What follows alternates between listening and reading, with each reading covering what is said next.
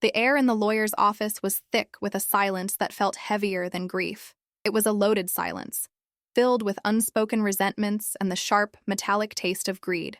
Alice sat perfectly still, her hands clasped in her lap, her black dress a stark contrast to the pale, trembling fingers she intertwined. Across the polished mahogany table, her sister-in-law Samantha was the complete opposite. She shifted restlessly in her leather chair, the fabric of her own expensive suit rustling with every impatient movement. Her eyes, cold and assessing, darted from the lawyer, Mr. Gable, to the heavy oak door, as if expecting her late brother David to walk in and apologize for the inconvenience of his own death. It had been only a week since David was buried.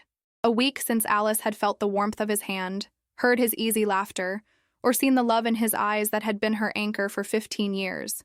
His passing had been sudden, a heart attack that had stolen him in the night, leaving a void so vast Alice felt it might swallow her whole.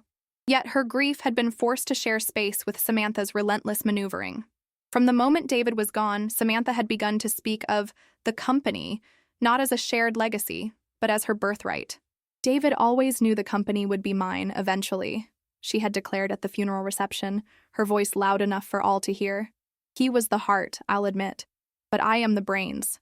It's only natural that I take over now. Alice had said nothing then, her sorrow too profound to be punctured by Samantha's audacity. She and David had built that company, Innovate Dynamics, from the ground up. It started in their garage with a shared dream and a battered laptop. Alice remembered the long nights, the ramen noodle dinners, the thrill of their first successful patent. She had been there for every sacrifice, every triumph. Her signature wasn't just on legal documents, it was etched into the very soul of the company, just as David's was. They were partners in every sense of the word. Mr. Gable cleared his throat, the sound unnaturally loud in the tense room. He was a kind, elderly man with eyes that held a hint of sympathy as he looked at Alice. He had known David since he was a boy and had witnessed the company's entire journey. "We are here today to read the last will and testament of David Harris," he began, his voice formal and steady. He adjusted his spectacles and unfolded the document before him. "I, David Harris, being of sound mind and body," Alice felt a fresh wave of grief wash over her. Hearing those words, so final and absolute, made the reality of his absence crash down on her once more. She took a quiet, shuddering breath, determined to remain composed. She was doing this for David. Samantha leaned forward, a predatory gleam in her eyes. She shot a look at Alice, a smirk playing on her lips. It was a look that said, "This is it. This is where your little fairy tale ends." Mr. Gable continued, his voice droning on through the legal jargon, bequeathing personal effects. A watch to a nephew, a collection of books to a cousin. Alice listened, but her mind was elsewhere, lost in a memory of a rainy afternoon years ago. She and David had just secured their first major investor. They were celebrating with cheap champagne in their tiny office. David had grabbed her hands, his eyes shining with excitement and love. "We did it, Alice," he'd said, his voice thick with emotion. "You and me, partners, always." And so, regarding the controlling shares of Innovate Dynamics, Mr. I. Gable's voice cut through her memory, pulling her back to the suffocating present. This was the moment. The air crackled. Samantha sat up even straighter, her back as rigid as a board. "To my beloved sister, Samantha Harris," Mr. Gable read, "I leave the sum of $100,000 and my sincere hope that she finds a happiness that is not tied to material wealth." The silence that followed was deafening. Samantha's face, which had been alight with triumphant expectation, slowly contorted into a mask of disbelief, then rage. "100,000?" she choked out, her voice a venomous whisper. "That's it? A pittance? What about the company? What about my shares?" Mr. Gable looked at her over the rim of his glasses. "The will is quite clear, Samantha. David has allocated this amount for you." "This is absurd," she shrieked, slamming her hand on the table. The sound echoed like a gunshot. "The company is mine. David promised me. It was always understood. He ran it, but I was the heir. Alice was just the wife." The word "just" hung in the air, a deliberate and cruel insult. Alice felt a fire ignite in her chest, burning through the fog of her grief. She had been silent for too long, absorbing Samantha's slights and her arrogance. Not anymore. She looked at Samantha, her gaze steady and clear. "He never promised you the company, Samantha," Alice said, her voice quiet but firm, cutting through her sister-in-law's tirade. "Oh, what would you know?" Samantha sneered, turning her fury on Alice. "You were just along for the ride. You think because you shared his bed you have some claim to his legacy? The company is Harris blood. It's mine!" Alice held Samantha's furious gaze, unblinking. The fire in her chest was no longer just a spark. It was a controlled, steady flame. For years she had played the peacemaker, smoothing over Samantha's sharp edges for David's sake. He had loved his sister, despite her flaws, and had always hoped she would find her way. But David was gone now, and Alice would not allow his memory, or their shared legacy, to be desecrated by this ugly avarice. "It's not Harris blood, Samantha," Alice corrected, her voice gaining strength with every word. "It's sweat, and sleepless nights, and second mortgages on our home. It's the two of us, David and I, pouring every ounce of our lives into it. You weren't there. I was his sister, his family." Samantha shot back, her voice rising hysterically. "You were a temporary fixture. I am his blood." "Enough," Mr. Gable said, his tone sharp and commanding, silencing Samantha mid-rant. He looked at her with an expression of profound disappointment. "Samantha, your brother loved you, which is why he left you a generous sum to ensure your comfort. He did not, however, leave you his company. He couldn't have, because in the legal sense it wasn't solely his to give away." Samantha's jaw snapped shut. A confused, angry frown creased her brow. "What are you talking about? Of course it was his. He was the CEO, the founder." Mr. Gable turned his attention to his briefcase. He clicked open the brass latches and pulled out a thick, leather-bound folder. It was separate from the will. He placed it on the table with a soft, definitive thud. The embossed title on the front read, "Innovate Dynamics, Amended Partnership and Succession Agreement." David was indeed the CEO, Mr. Gable affirmed, his eyes now on Alice, a flicker of a supportive smile in them. But he was not the sole founder, nor the sole owner. He and Alice founded this company as equal partners. While David handled the public-facing roles and engineering, Alice managed the operations, the finances, and the strategic growth. They were a team. He opened the folder. Inside, the pages were filled with dense legal text, charts, and signatures. He flipped through several pages before stopping at one near the end. It was dated just 6 months prior. He slowly turned the folder around so that both Alice and Samantha could see it. There, at the bottom of a page titled Succession Clause, were 2 signatures, side by side. One was David's, bold and familiar. The other was Alice's, elegant and clear. The clause was unequivocal. In the event of the death or incapacitation of one partner, their full and complete ownership of the company, including all voting shares and controlling interest, would transfer immediately and irrevocably to the surviving partner. Samantha stared at the document, her face draining of all color. She leaned over the table, her eyes scanning the page frantically, as if searching for a loophole, a mistake, a forgery. Her finger, trembling with rage, pointed at Alice's signature. "Her signature?" she spat, the words dripping with contempt. "That means nothing. She probably made him sign this. He wasn't well. He was under stress. She took advantage of him." "On the contrary," Mr. Gable said, his voice cold as ice. "I was present when this document was drafted and signed, as were 2 other independent witnesses. David was in perfect health and of perfectly sound mind. In fact, he was the one who insisted on this clause. He told me, 'Alice is the company's heart and its mind, just as much as I am. If anything ever happens to me, the company is hers. No one else will protect it like she will.'" He was adamant, Samantha. He wanted to protect his legacy. He wanted to protect Alice. The lawyer's words hung in the air, each one a hammer blow to Samantha's delusions. The image she had so carefully constructed, of herself as the rightful heir and Alice as the insignificant wife, was shattering before her very eyes. The truth was laid bare on the table, a legally binding document, an echo of David's love and foresight. Alice watched her, not with triumph, but with a deep, aching sadness. It had come to this. A fight over money and power, so soon after losing the man they both should have been mourning. She saw the signature her hand had traced just months ago. David had held her hand after she signed it, his thumb stroking her knuckles. "Just a formality, Allie," he'd murmured, "to make sure you're always safe. That what we built is always safe." She hadn't understood the true weight of it then. But he had. He had seen this coming. Samantha finally pushed back from the table, her chair scraping harshly against the floor. Her face was a storm of fury and humiliation. She looked from the document to Alice, her eyes narrowing into venomous slits. "This isn't over," she hissed, her voice low and dangerous.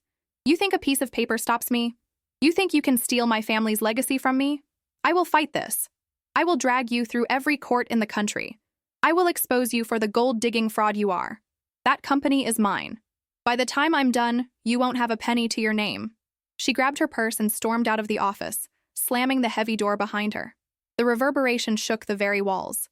In the ringing silence that she left behind, Alice finally let out the breath she hadn't realized she was holding.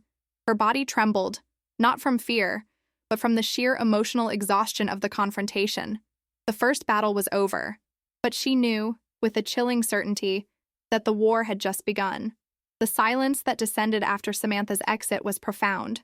For a long moment, Alice simply sat there, her hands still clasped on the polished table, her gaze fixed on the imposing oak door. It felt as though a hurricane had just torn through the room, leaving behind a wake of debris, not of shattered furniture, but of shattered relationships and unspoken words. The lingering scent of Samantha's expensive perfume mixed with the old paper and leather smell of Mr. Gable's office, a cloying combination that made Alice's stomach turn. "Are you all right, my dear?" Mr. Gable asked softly, his voice pulling her from her daze. Alice looked up, meeting his concerned eyes. She managed a small, tired smile. "I will be," she said, her voice a little hoarse. "Thank you, Mr. Gable, for everything, for being David's friend." "David was a wise man," he replied, carefully placing the partnership agreement back into its folder. "He was a brilliant innovator, but his greatest strength was his judgment of character. He knew you were the one to carry this forward. He trusted you implicitly." His words were a balm on her raw nerves. It was what she needed to hear, a confirmation that she wasn't just fighting for a company, but upholding David's last wish. She rose from her chair, feeling a sense of purpose solidifying within her, a steel rod forming where there had only been the trembling uncertainty of grief. The days that followed were a blur of quiet mourning and anxious anticipation. Alice returned to the home she had shared with David, a space that now felt both cavernously empty and overwhelmingly full of his presence. His favorite coffee mug was still by the sink. His reading glasses were on the nightstand. Each object was a memory, a small, sharp stab to her heart. Yet it was in this house, surrounded by the life they had built, that she found her resolve hardening. She spent hours in their home office, the place where Innovate Dynamics had truly been born. She ran her fingers over the worn-out blueprints for their first prototype, the framed photo of their first tiny team of 3 employees, the celebratory bottle of champagne from their first $1 million contract. This wasn't about money. It was about a dream, a shared dream. Samantha saw a balance sheet and a title. Alice saw a lifetime of passion, risk, and love. The first official salvo from Samantha came a week later. It arrived via a courier, a thick, intimidating envelope containing a lawsuit. The legal language was dense and aggressive, filled with baseless accusations, undue influence, fraudulent conveyance, elder emotional abuse. It claimed Alice had systematically manipulated a grieving, unwell David into signing away his sister's rightful inheritance. Every word was a calculated lie, designed to paint Alice as a villain, a conniving usurper. But Samantha hadn't stopped there. The same day, an article appeared in a widely read online business journal. The headline was sensational. "Widow's power grab at Innovate Dynamics, Founder's family cries foul." The piece was filled with anonymous sources close to the family, clearly Samantha, lamenting David's tragic death and questioning the sudden, complete transfer of power to his reclusive wife. It hinted that the board and investors were deeply concerned. It was a public declaration of war, intended to isolate Alice and pressure her into a settlement. For a few hours it worked. Doubt crept in. The weight of the fight, the prospect of a drawn-out, ugly court battle, the public humiliation. It felt crushing. Alice sat at her kitchen table, the lawsuit on one side, her laptop open to the slanderous article on the other, and felt a wave of despair.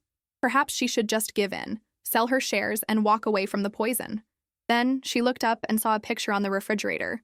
It was from the company's 10th anniversary picnic.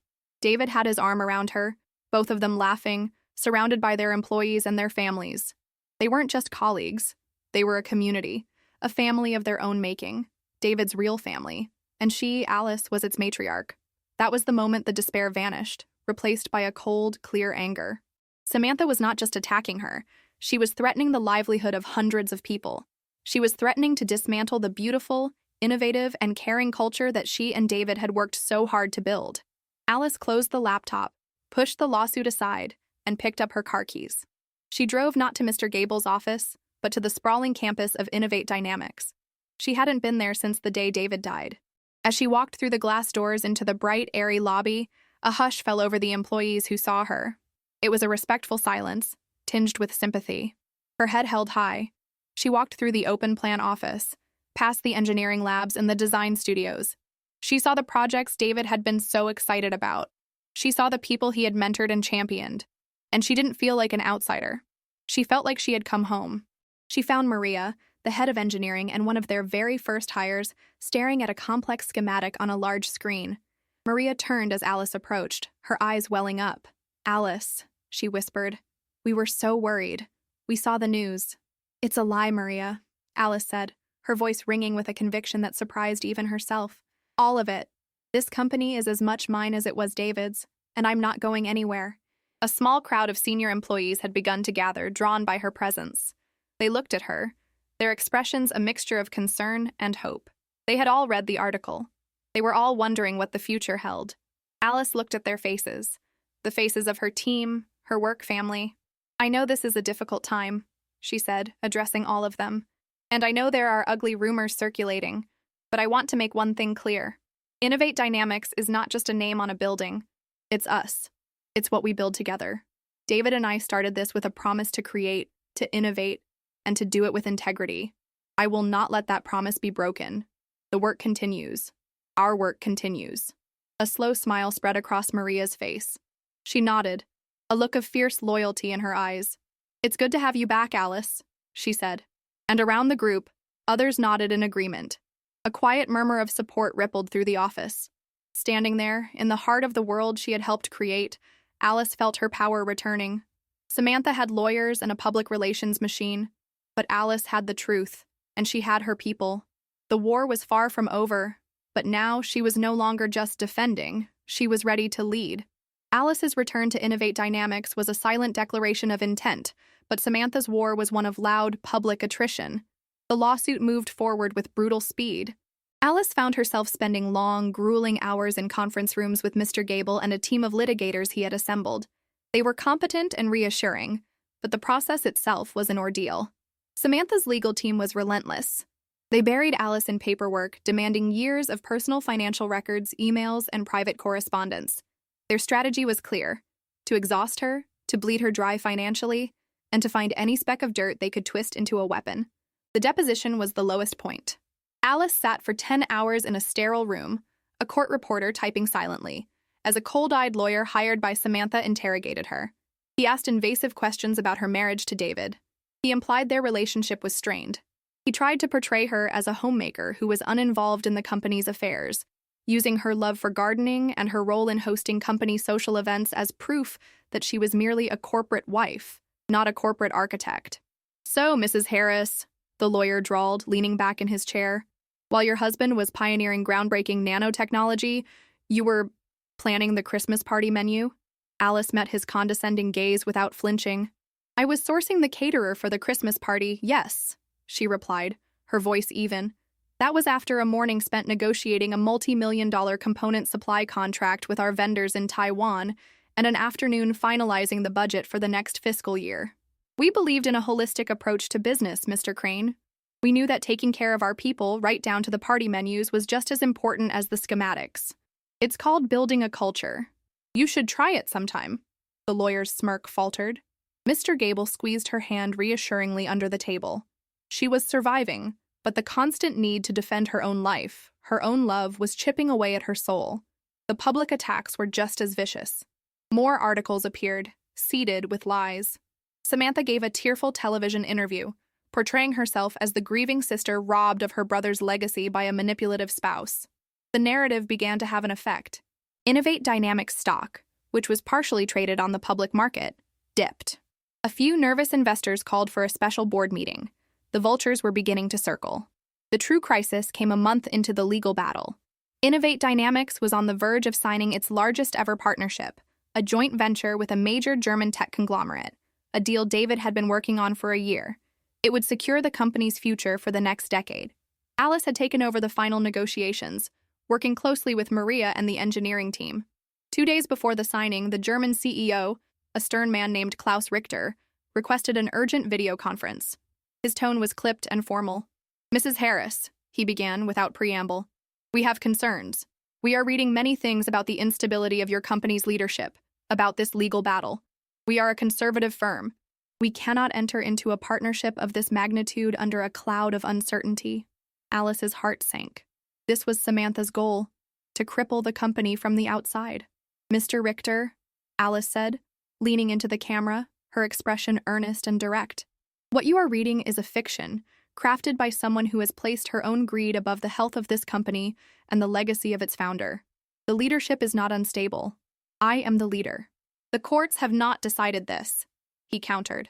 "The courts are debating a baseless claim," Alice stated firmly.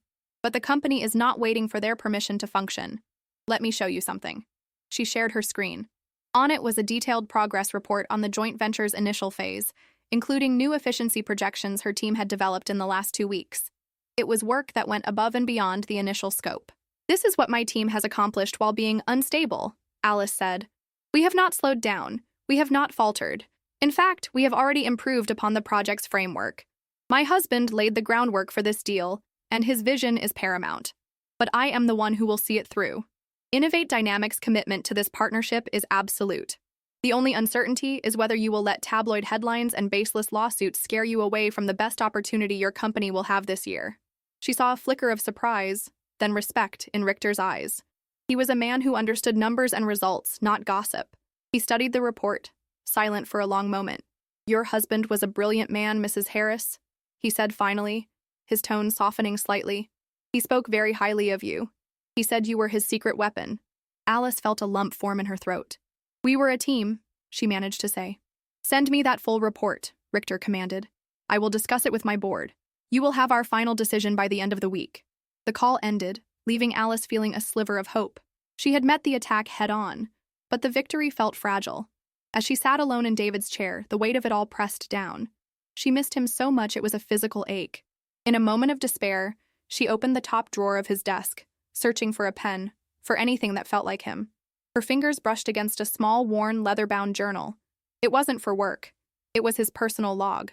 With trembling hands, she opened it. His familiar script filled the pages. Most of it was notes on ideas, thoughts on life. But the last entry, dated the day before he died, was about her. "Spoke with Gable today to ensure the partnership docs are ironclad. Sam is getting more aggressive in her hints about taking over. It worries me. Not for the company's sake, but for Allie's. If anything happens, they will try to tear her down. They don't see her strength. They see a kind heart and mistake it for weakness. But Alice is the strongest person I know. She is the rock. She is the foundation. She will have to be the warrior now. I just wish I could be there to fight alongside her." Tears streamed down Alice's face as she read the words. It was a message from the grave, a final gift from her husband. He had known, he had worried, and he had believed in her. The tears were not of sorrow, but of gratitude and a surging, unshakable strength. He wasn't there to fight alongside her, but he had left her the armor she needed to wear. The warrior was ready. The next day, Klaus Richter called back. The deal was on. It was a massive victory, a testament to her leadership. But Alice knew it was also the final provocation. Samantha, having failed to break the company from the outside, would now bring the fight inside. The war was about to enter its most dangerous phase. The success of the German deal solidified Alice's position, infuriating Samantha. In a final, desperate gambit, she forced an emergency board meeting. The agenda was a vote of no confidence. In the boardroom, Samantha delivered a polished speech, painting Alice as a grieving, incapable widow, a gardener unfit to lead. "For the good of the company," she concluded, "and to protect my brother's legacy, we need a change." When it was her turn, Alice remained seated. She didn't use slides or charts. She simply spoke, her voice quiet but firm. "You speak of David's legacy," she began, looking at the board members. "This company's legacy began in a garage. I was there. I coded the diagnostic software for our first prototype. I wrote the business plan that secured our first funding. I have been a partner in building this company, not a passenger." Her gaze then settled on Samantha. "But the most important thing you don't understand is David himself." Alice pulled a small leather journal from her bag. "This was my husband's. I will read you his last entry from the night before he died. The room fell silent. Alice's voice was clear, though heavy with emotion. If anything happens, they will try to tear her down. They don't see her strength. They see a kind heart and mistake it for weakness. But Alice is the strongest person I know. She is the rock. She is the foundation. She will have to be the warrior now. I just wish I could be there to fight alongside her. She closed the journal. Tears were in her eyes, but her gaze was unwavering as she looked at the stunned faces around the table. An attack on me is a betrayal of his final wish. Your greed, Samantha, is the only threat to his legacy. The chairman called the vote. The motion against Alice failed unanimously. Defeated and exposed, Samantha walked out of the room without a word. Within a week, the lawsuit was dropped and she had sold her shares, disappearing from their lives. Months later, Alice stood in her office, the company thriving under her leadership. She picked up a photo of her and David, smiling. The grief remained, but it was now a gentle memory, not a crushing weight. He had known she would have to become a warrior. She had won the fight. Looking out at the company they built, she whispered, "We did it, David. Partners, always."